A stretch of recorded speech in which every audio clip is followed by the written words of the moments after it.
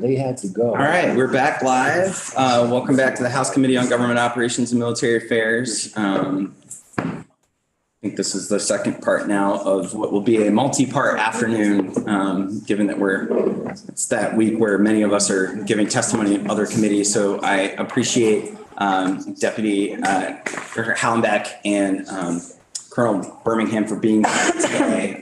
We're picking up our conversation, kind of trying to wrap up the things that were on our list of requests to comment on from the House Appropriations Committee memo.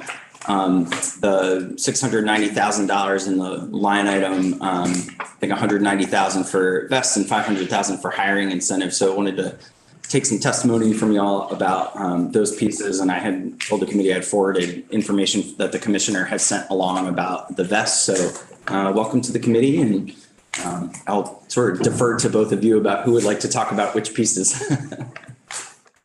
Good afternoon. I think I'll start. Matt Birmingham, Director of the State Police. Thank you for having us.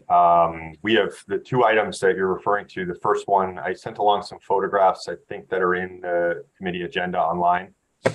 These are vest carriers that are that mimic the uniform. So they're not external like you would think that you see on the outside of the uniform. They are on the outside, but they are designed with shoulder straps to keep the weight off of the shoulder strap to keep the weight of the gun belt off of their hips, and it's also easier for them to remove the vests when they're at the barracks, taking the weight off their shoulders. So we're doing this in an attempt to reduce injuries and workers' comp claims as they relate to both the gun belts, back injuries, and the vests. There's a lot of weight now that troopers have to wear every day, including the vests and the gun belt on their shoulders and hips. And we're seeing a lot of long-term injuries from that. So that's the exterior vest carriers, and you can see the photos. They really explain well what they look like. So with the $190,000, is that going to sort of cover a purchase of specific equipment just for a certain number of troopers, or what will that kind of buy the VSP in this initial budget allocation? So we're not going to mandate these for everybody. If people want to keep wearing the traditional uniform, they can do so. But we took a survey of our membership. About 80% would like to switch over to this option. So this will get us about 80% of the uniform troopers, which is about 220 of the 280, give or take, right now that we have. So a pretty significant portion of our force, but certainly not everyone. So these are like a few $100s a piece. Yes, they're quite expensive. They have to be. We piloted them for the last year. So we have 20 out there right now, 2 at each field station. They were very well received by the people who were piloting them. Then we will have to contract with the company that makes them to have them made specifically for us. But so that money's a one-time to buy the initial 80% of the field force division, which is probably 160 troopers. Representative Morning, afternoon, Colonel. Good afternoon, sir. So you said this decreases workers' comp, provides better protection, good thing on all points, but not everybody is making the transition. If it's to the benefit of the department, why are we allowing that choice? I think we're trying to ease into this. I think as you know, the state police is, the uniform especially has a lot of tradition to it, and I think there are people that have no issues with wearing the uniform. They have a lot of pride in it, and they don't have any medical concerns or back concerns. I mean, a majority of the troopers wear this uniform every day and have no medical issues. There is a percentage of people, though, that we want to try and help.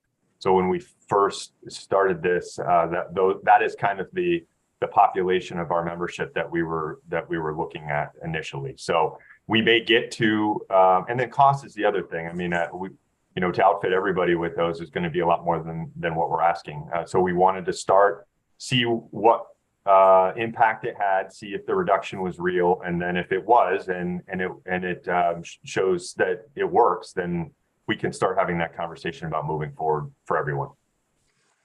I asked that because in Burlington, we put a troop out because he injured his lower back with too much weight on his gun belt. And I know that state police wise, we have retired people on full disability because they lost use of their non-dominant hand thumb. Seems like it's a pretty high workers' comp disability driven position. It certainly is, which is why we're moving in this direction. And I take note of your comment, and I don't disagree with you. I think we're just trying to do this carefully and slowly to make sure that it is beneficial to our membership. Thank you. Any other questions about the vest requests? I just want to simply add, I represent Virgins, and I know members of the police force down there well, and these are conversations that I've had with them about equipment needs and just body wear and tear. So I just want to say thank you for putting this forward, because it definitely is something that's important to their health and well-being. So I appreciate it. Thank you. Long time coming. Should have probably happened a few years ago, but we're moving the ball down the field now. At least we're here. Representative Hango. Yeah, I'm really pleased to see that you're taking into account people's ergonomics and how they stand, how they walk, how to make it a little bit easier for them to do their jobs. Thank you. Thank you.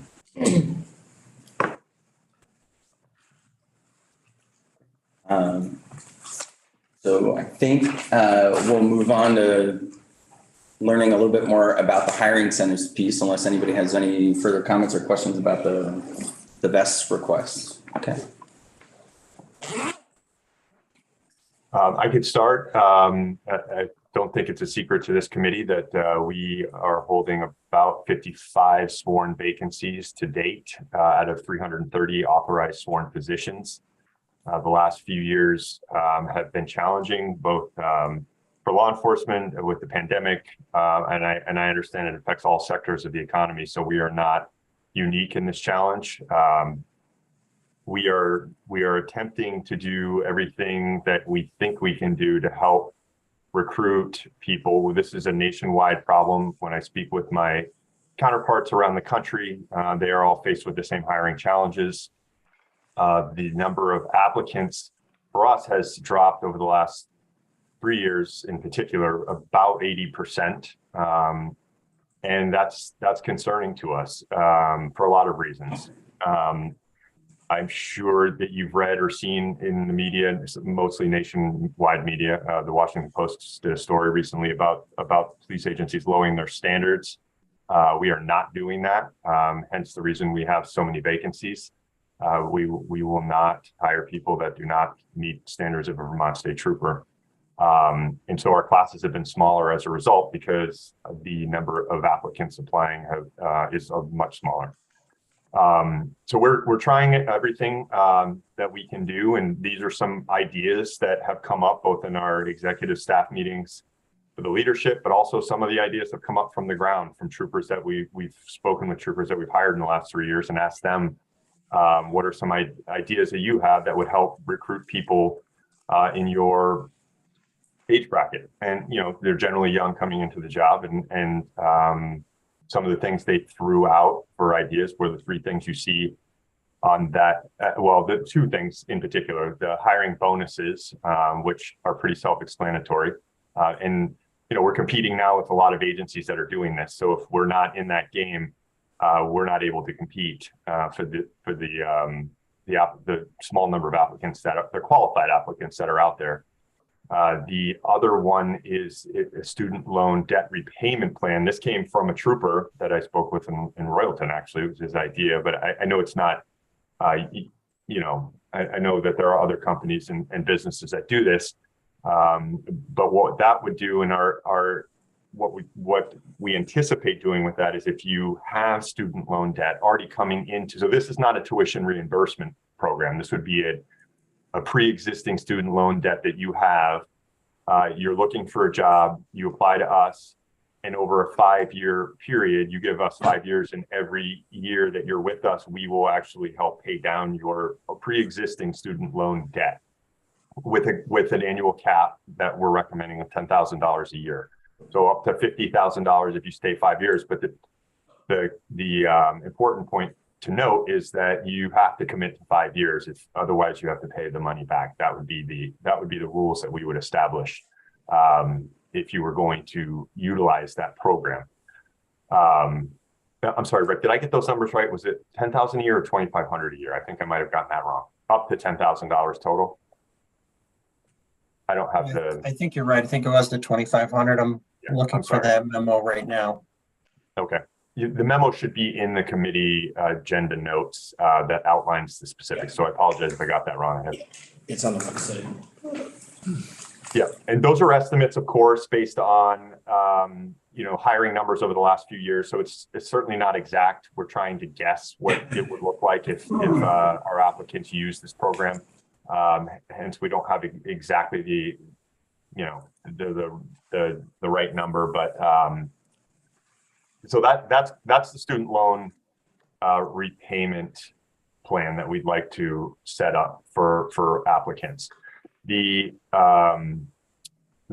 award money, the payment, the $2,000 payment to pay our current membership who are successful in recruiting a new state trooper, we already do that. We pay $1,000 right now. So if a state trooper successfully recruits another trooper, and they have to document, there's documentation to show what successful means.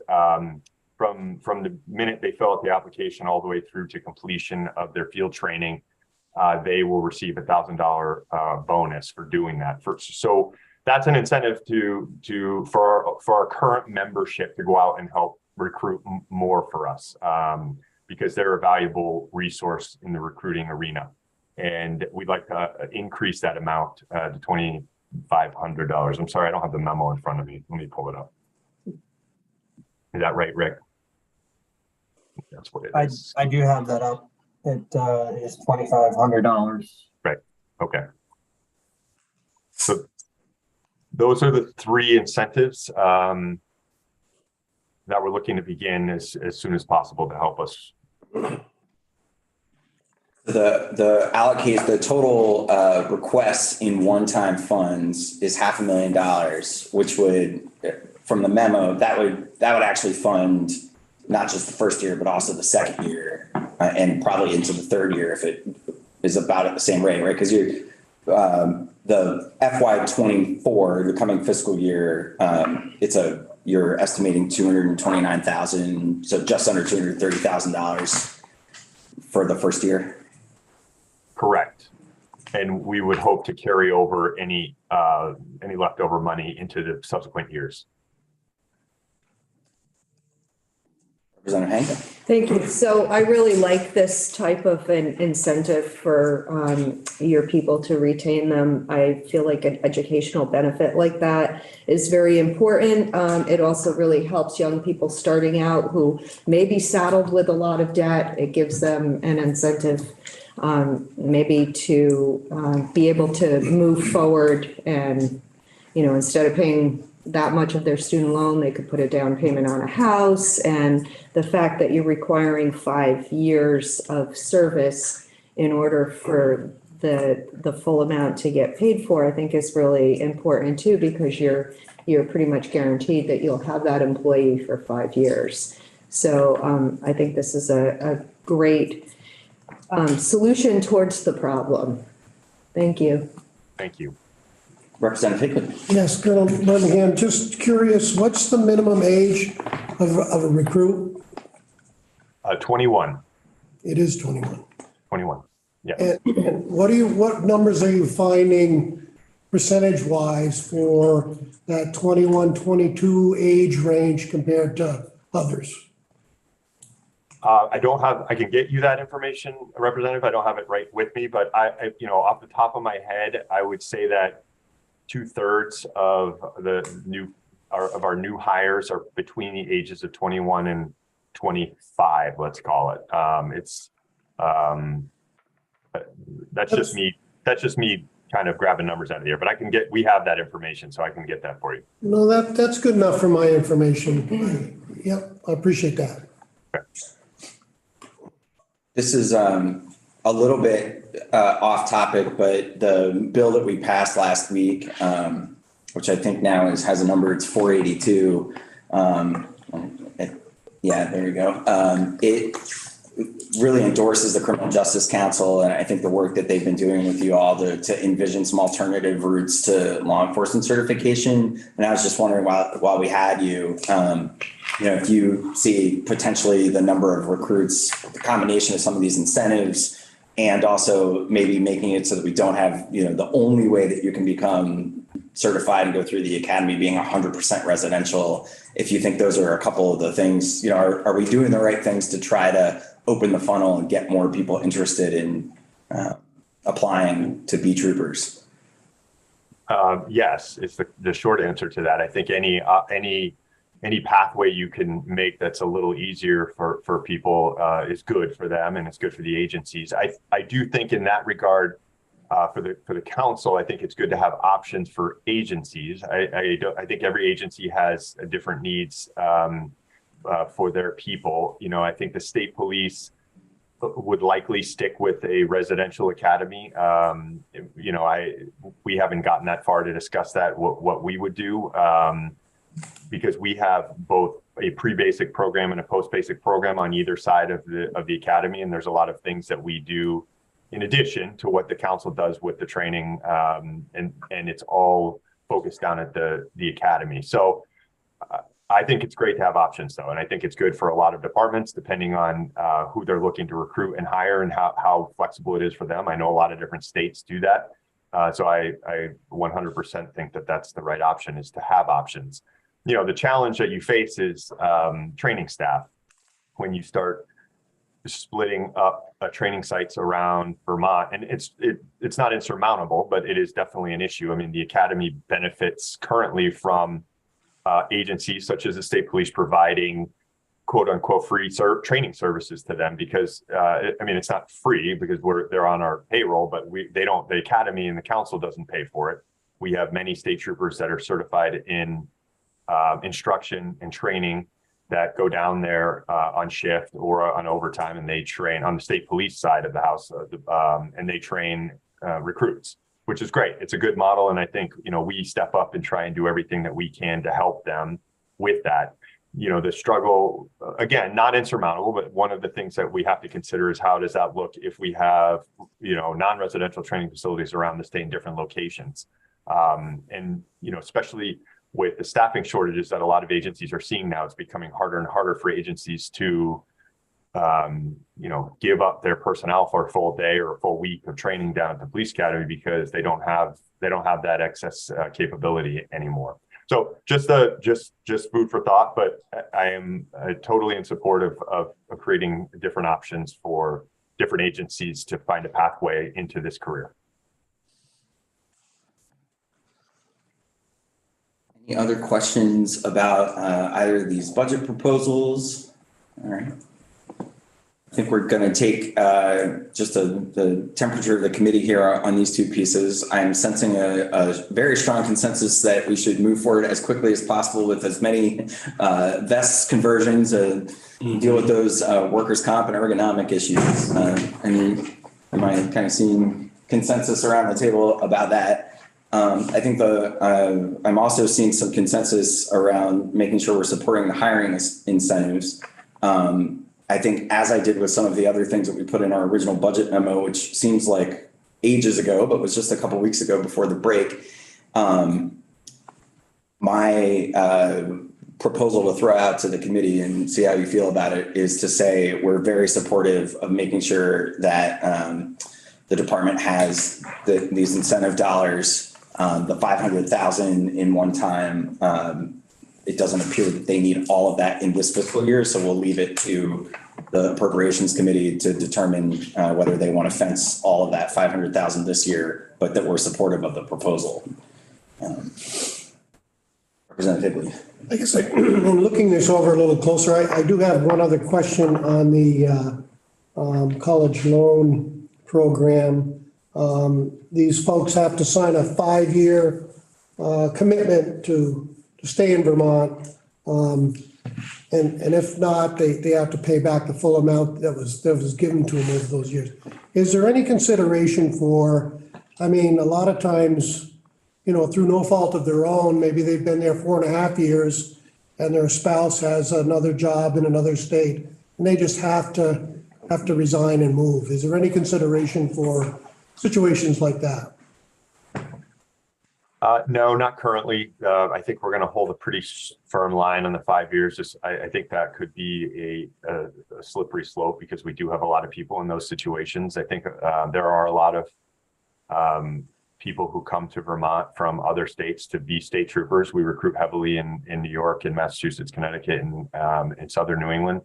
And that scenario comes up often. And we see troopers put in 2 to 5 years here.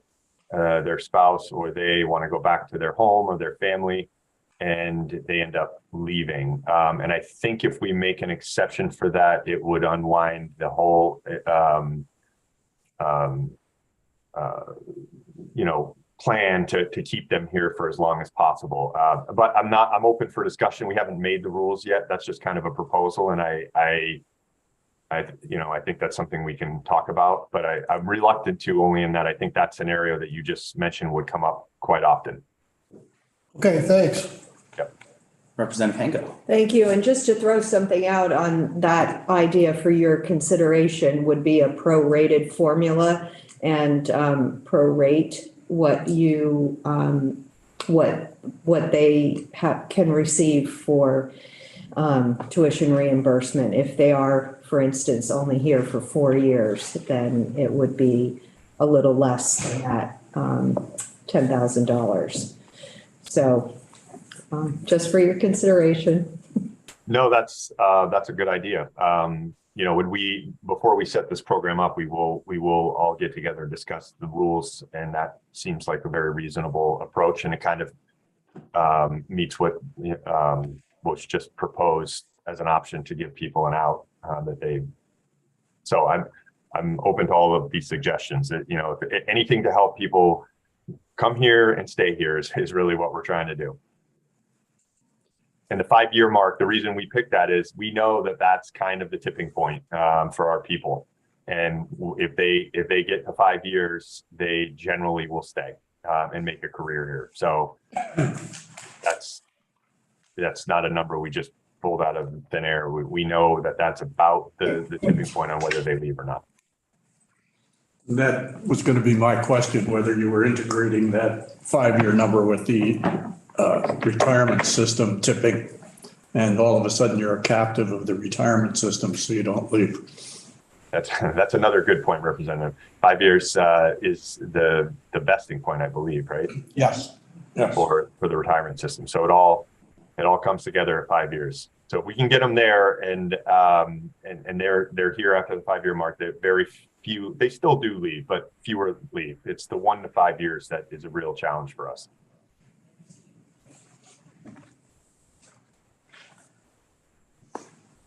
So I'm due in Senate Gov.Ops in a couple minutes. I am going to be turning the committee back over to Vice Chair Byron to get a jump start on hearing the Ways and Means Amendment and some of the other pieces for H127. So I think we'll be switching gears in a moment or two here. But any last questions for the Colonel or the Deputy Director? Great. Well, gentlemen, thank you very much for being here. We'll send our support message over to House Appropriations as they wrap up their work in the next few days. So thank you for filling us in. Really appreciate you being here. Great. Thank you very much for your time today. Thank you. Great. So it sounds like we'll continue to have a pretty full house here. I don't think I'll be too long down at Senate Gov.Ops. So do you all want to go ahead and move forward with hearing some of these things, or maybe take a quick break since we're, Let's keep it rolling, huh? You wanna roll? Let's roll. all right, All right. get out of here early then. Well, we are short a representative back at the moment. And I somewhere to be for. Cool. Well, you go be. Oh, Be here in 1 minute, so I guess we'll just hold the phones. I should become a state trooper. Take us offline for 5